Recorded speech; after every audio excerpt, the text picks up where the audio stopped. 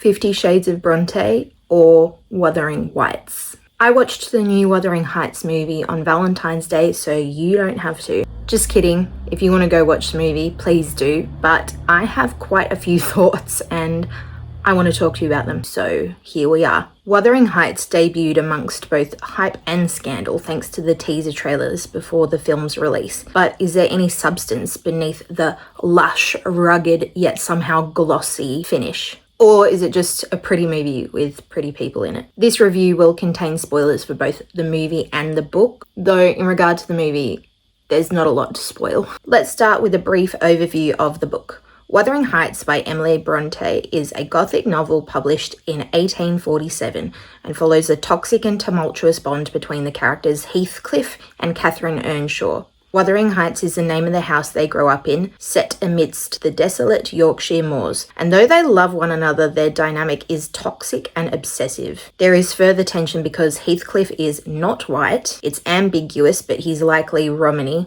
further isolating him from the family due to prejudice and racism. The book explores their twisted romance alongside power, class, status, and generational trauma through these characters and their children's lives. Catherine and Heathcliff both play monster and victim. It's worthwhile noting as well that this book was controversial even when it was released in the 1800s. It is a compound of vulgar depravity and unnatural horrors, was written in Graham's magazine in 1848. Though I have the book, I haven't read this yet, so I did do a bit of research because you can't call a movie Wuthering Heights and fully disconnect it from the book itself. You need to look at the original source material to inform you in context what this movie is about and what it did well and did not do so well in terms of adapting this. Based on the little that I did know before the movie, I was going into this movie with an open mind. I didn't have biases or expectations based on the book. And from what I saw online from other people receiving it who had read the book, I knew it wasn't going to be a faithful adaptation. But considering the current state of Hollywood, I was just looking forward to a beautifully shot, interesting, engaging, fresh film. Because adaptions don't have to be literal carbon copies, because what's the point? But they do need to offer something beyond pure aesthetics. Emerald Fennell's Wuthering Heights was released this Valentine's Day to mass intrigue. This was all over the Instagram press before it was even released, thanks to a white Heathcliff, Charlie XCX on the soundtrack, and Margot Robbie in a very non-period accurate wedding dress. It got tongues wagging, especially since the director Emerald Fennell is known for her provocative signature style in her works, Promising Young Woman and Saltburn. I don't take note of directors, but even I knew who she was and what she was about based on her previous stuff. She was going for sexy and scandalous, but did it work with a Wuthering Heights setting? It's worthwhile noting that this film focuses solely on the first half of the Wuthering Heights novel, which features the relationship between Heathcliff and Catherine. In the film, we get to see how Catherine's father plucks Heathcliff from the streets, saying that he can be a pet for Catherine. Margot Robbie's character Catherine is insufferable and I love it. We don't often get flawed main characters, at least not overtly flawed, awful main characters, let alone flawed female leads.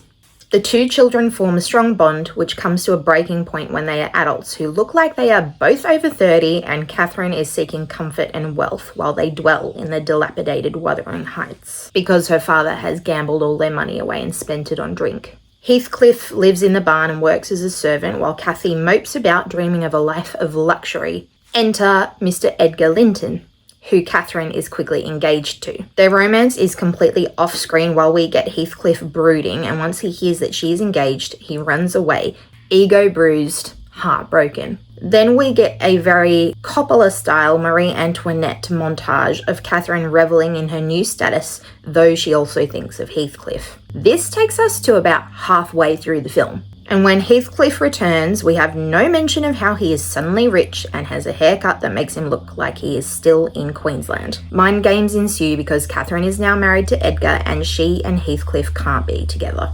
Rather than exploring class tension, racism, revenge, and long-term emotional consequences, the film narrows its focus to desire as the driving force of everything. Fennell has talked about how this version is kind of how she envisioned it when she read the book when she was 14. which I feel is very apparent because it's so surface level. In her teenage brain, she probably interpreted this as electrically charged, irrational, hormonal, obsessive, rebellious romance. The film does allude to themes of sex, power, and mortality as well, but its messaging is never really clear other than these two characters are hot and want to be together but can't, but do it everywhere anyway. Isn't that romantic?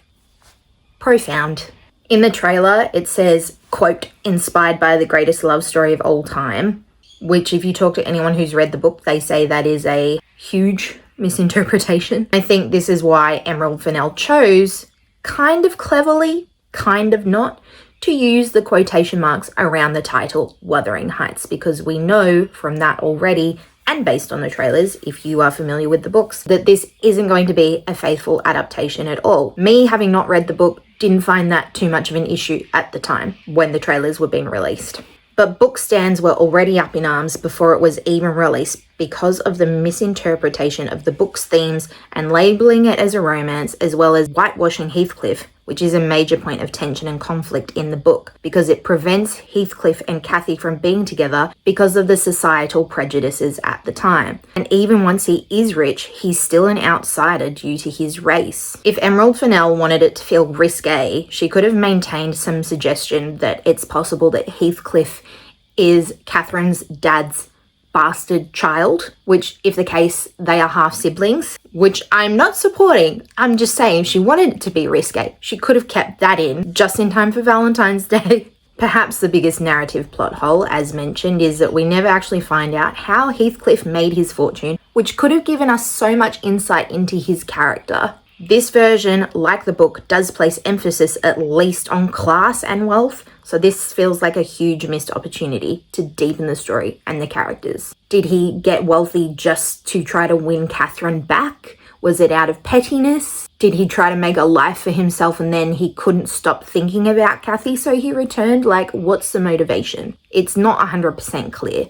Heathcliff and Catherine are played by Jacob Elordi and Margot Robbie, who are super talented actors, and they look incredible on camera. But strangely, these are some of the most dull performances I've seen from them. And to be honest, it's hard to judge if they had chemistry or not because I kind of saw them as Margot Robbie and Jacob Elordi, not fully as the characters they were embodying. But at least they look good together and, you know, Australia represent. The film wants us to be pulled into their romantic orbit, yet I never felt fully emotionally invested, not even with the tragic ending, except I did momentarily feel moved by Elordi's performance. They also seem too old to be so immature, but there are people like that out there, so maybe that's just me. Funnily enough, more notable performances include Martin Clune as Catherine's abusive drunk of a father, who is actually quite comedic in this role. You hate him, but he steals the screen. Catherine's companion Nellie, who narrates the story in the novel, is played by Hong Chow, who does a good job portraying the watchful eyes and ears of Wuthering Heights. While Catherine's husband Edgar is played by Shazad Latif, who could have been Heathcliff if you look at some of his photos. But he is made into sweet, benevolent Edgar who is ignorant or at least indulgent of Catherine's ways. Edgar also has a ward called Isabella, and her actress Alison Oliver is genuinely compelling. I was wondering if I'd seen her in anything before because she felt familiar, but I couldn't place her. A quick Google search showed me that she was in Saltburn, and I was flabbergasted because she was almost unrecognizable. We get a glimpse into her own awkward and obsessive nature and her twisted relationship with Heathcliff, which is never fully explored or explained. I don't know if it was left ambiguous on purpose to make us think, or if it was just lazy storytelling yet again. I guess you can only fit so much into an over 2-hour movie. There were many tidbits of humour throughout, which I and the rest of the cinema really enjoyed, which broke up the romantic tedium. I also feel like they matched child Heathcliff to the adult version really well. Those actors do look quite similar in the way they're made up, at least. Even if casting-wise, it wasn't accurate, but at least there was consistency there. Which also goes into the casting conversation. It was like she was almost there with representation by making certain side characters people of colour, but she chose not to maintain Heathcliff as he's described in the book, and we got another white Heathcliff yet again. So I feel like that's a real choice to make. especially given that Heathcliff's ambiguous racial identity is a long-standing part of the book's tension. How is Emily Brontë, a novelist in the 1800s, more progressive and as a result provocative than a 2026 director who wants to be provocative? Now let's get into the good stuff, because there was stuff that I did really like in this film too, even though so far it might not sound like it. As mentioned, surprisingly funny and quirky throughout, which I've really appreciated, and it had all the cinema laughing. The soundtrack and score. Charlie XCX slaps. It is a Brat summer yet again, but just make it like red and change the font. The score is genuinely striking. That cello or double bass or whatever sad string wailing instrument it is that features throughout, amazing. We get Charlie XCX singing as well as someone else. Considering emotionally, I didn't feel much internally was happening as a result of what was on the screen. At least my ears had a good time, because the music was, I think, one of, if not the best parts of the movie. It created intensity where the writing or acting or lack of story didn't. Visually also, so far, this is Fennell's most beautiful film. And for a studio film in 2026, when we've just got prequels, sequels, and nothing really original, and I know, yes, this is an adaptation, at least the look of this is refreshing. There are so many details and quirks and specific choices that were made, and yes, it's extremely artificial, 1980s fantastical. It's meant to feel like fantasy. In some ways, it reminds me of Labyrinth with David Bowie. The film's very self-aware aesthetically. The cinematography is spectacular, vast, sweeping shots, especially any scene with a character on horseback against those moody landscapes.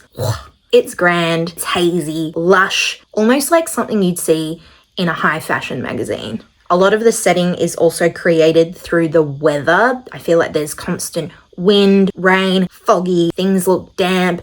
And the sets, of course, are very fun as well. There's the hand fireplace, the skin room. They're not trying to be subtle. The colours pop. Sometimes I was wondering, why did they do this? But also, I was just into it. Also, there was a whole town square with heaps of people at the start of the movie with the hanging scene. And where were they for the rest of the film? Because it was like suddenly there was no town and we were in the middle of nowhere. And we've got to talk about the costumes. Amazing. Not always making sense, definitely not period accurate, but it's not meant to be. There's a strong colour story. We've got black, white, red, ribbons, super fake textures like vinyl dresses. Again, kind of like Marie Antoinette. Over the top, but fun. It's very theatrical. But for how great this movie looks all around, it's a shame that what's here is quite boring and dry. I went in pretty open-minded, having not read the book. It's Wuthering Heights in quotation marks, so I was looking forward to something fresh and stunning, but I was a bit shocked that I wasn't more entertained all the way throughout. It kind of fell flat, considering the book is known as a rich, complex text with themes that are still relevant today. It's been adapted a whole bunch of times because it stood the test of time. Fennell went for a romance, but it came out as kind of lackluster. She could have made this a Crimson Peak style gothic horror, because in the book, Catherine and Heathcliff are both toxic, but apparently Catherine is also quite dominant in the book with Heathcliff and with her husband, which could have created an interesting subversive dynamic on screen, especially since Jacob Elordi is 6'5", he's massive, and we usually see men on screen being the initiators, so that could have fully made it more edgy because that's what Fennell's going for. Promising Young Woman and Saltburn had me enthralled of what would happen next, whereas this had me wondering,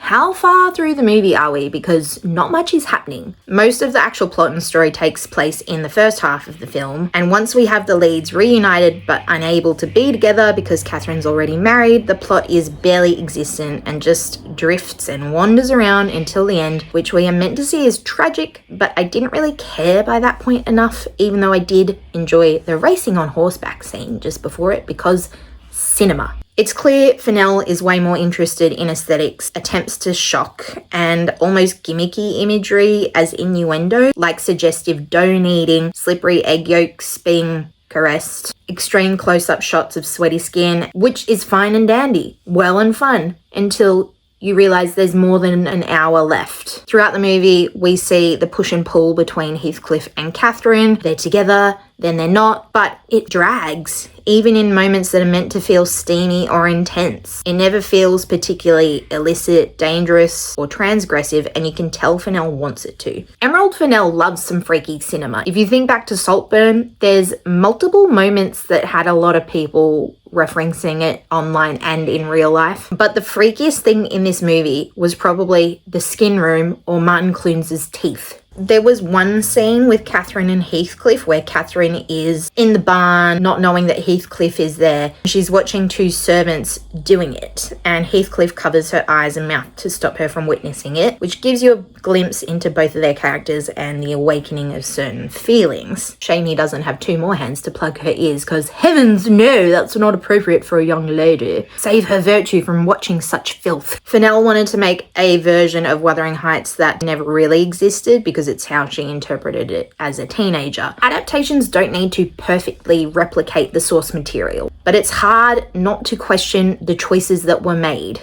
If you love the novel enough to adapt it, why strip it of so much of what made it progressive and daring in the first place? So the verdict. I respect the vision, the ambition, and that this was something different and fresh, at least in some ways, even though it has its faults. It absolutely understands how to create moments and imagery that will circulate online, but it feels caught between two options. Fennell could have made a faithful and still visually opulent adaptation that honoured the novel's themes, or she still could have kept her lush visuals and built a bold, compelling new tale of love, obsession, and power.